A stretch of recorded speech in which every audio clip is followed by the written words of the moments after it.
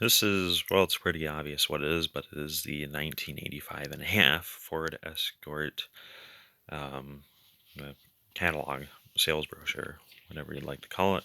So the reason why they called it 85 and a half was the Escorts had a change in, well, 1985 and a half, as it says.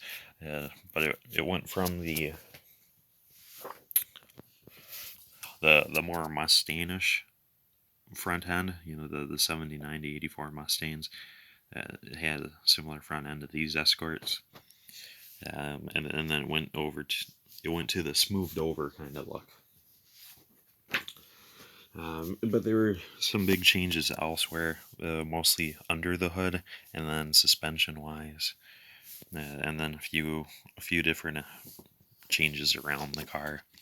Things like the mirrors that were previously round had become square, for the most part, and then the wraparound bumpers were uh, uh, now they had bellows on the end here instead of stripes, but overall they were mostly the same.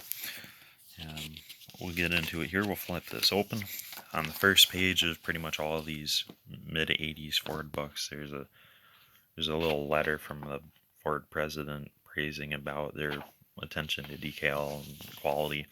But then inside that, you have this awesome flip out photo of a 85 and a half coupe. Pretty awesome. Great photo. Fold that back up. And then here it shows all the 85 and a half cars side by side. And then it talks about each one, because there's a few different tiers. You'd have the base model and the L and the GL, luxury GL, and then there'd be the GT, which I don't think this manual covers. And then here it talks about the GL specifically. Nothing too crazy. You get a neat interior photo and exterior photo of that blue car that we saw already. Then over here is a larger photo of a four-door.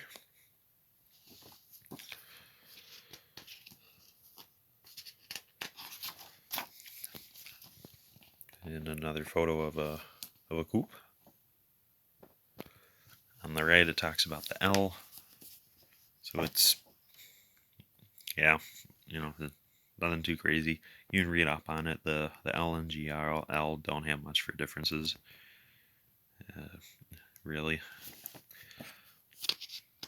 I'll turn the page again. Here it talks about the wagons, which is kind of neat. I do have a 88 with that interior and that exterior. It's pretty cool. And it talks about some of the improvements. How you could option out some with the split folding bench. And cover some of the options a little bit more. There's a neat photo of a nice 85 and a half wagon.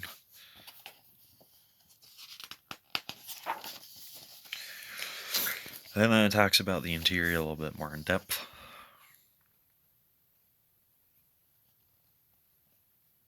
Oh, there we go.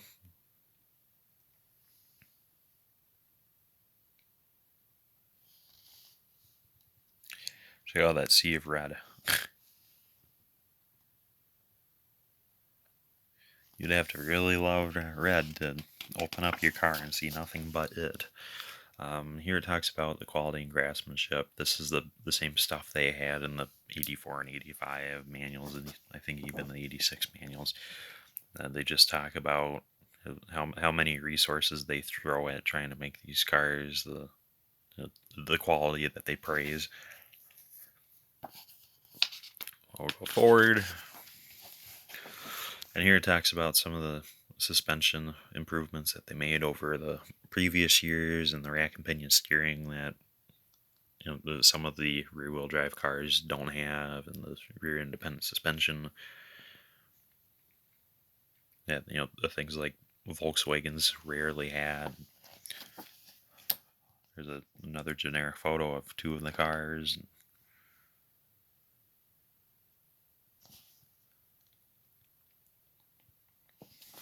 Turn the page again. Here it talks about the power and efficiency, like it says, but it talks about the aerodynamics, what kind of fuel and mileage you get, and then the new 1.9. So the 1.9 is literally just the 1.6 block, but it has this. The bore is only a tiny bit larger, and the stroke is a bunch more, but the block itself is cast at about a quarter of an inch taller. So when the piston is at top dead center, there's about a quarter of an inch space between the top edge of the piston and the top edge of the block, and that allows for the engine to be non-interference, meaning should the timing belt snap, none of the valves will ever hit the pistons. That was a big improvement over the 1.6 because due to the valve train design, the engine is pretty hard on timing belts, and timing belt technology wasn't very good in the 80s, so you'd have to change your belt every 50,000 miles, and if you didn't, you're liable to have that belt snap and your pistons will touch the valves.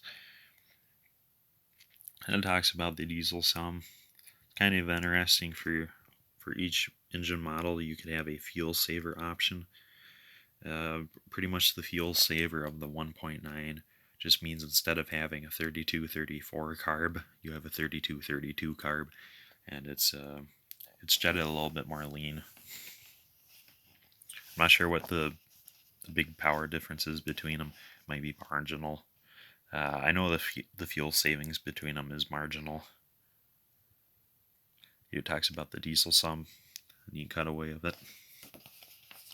Yeah, sadly the book doesn't cover the 1.9 EFI high output.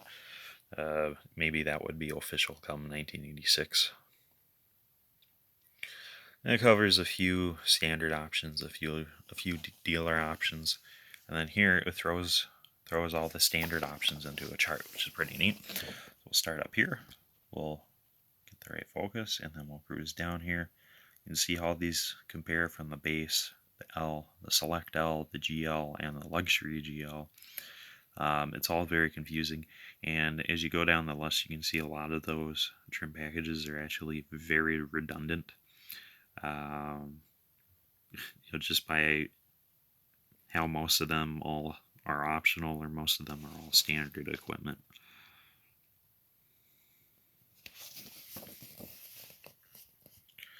We go up back to the top here. We start off with interior now. Keep going down. And of course, as always, if I'm moving too fast, just hit pause. You can read up on these at your own pace. I'm just going to try to make sure I have the decent camera footage so you can hit pause at any point, zoom in on these, whatever. And then these are always neat when they have these. Normally they have colors to go with these, but in the color and trim chart, they show you all the interior colors with the matching exterior colors, so you can see what kind of combinations you can have between these. So it's nothing too crazy. Things were a little bit more diverse in 83 through 85. And then, yeah, that's the more expensive colors down at the bottom. We still have a few pages left. Here it talks about some of the safety informations. It talks about the, I believe traditionally they're 5 mile an hour bumpers, but by this time, most of Fords were actually 15 mile an hour bumpers. So I'll start at the top here and you can read them.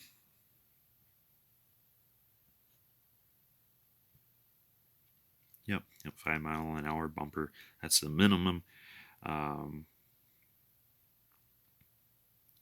Yeah, 4 times as strong as the government mandate side. I'm not sure about that. I know these bumpers are good for about 15, maybe 20 miles an hour. Maybe that's what they're referring to, but they didn't put that down on paper because,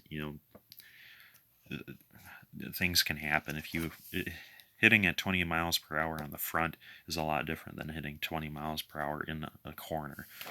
So I think for liability's sake, they just don't write that stuff down. And it talks about all the the new child-proof door locks. The energy absorbing steering column. That was an issue before. On the earlier cars, the steering column would just destroy you in a crash. That's your worst problem with these cars.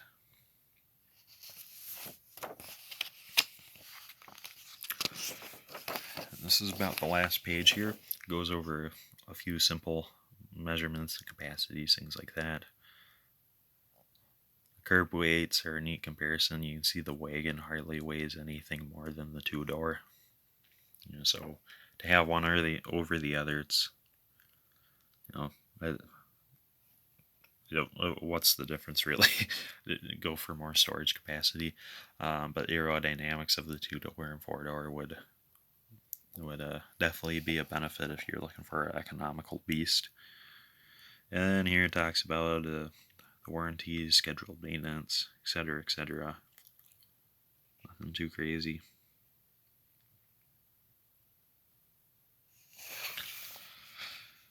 And then it just continues. Special service bulletins, how to get them.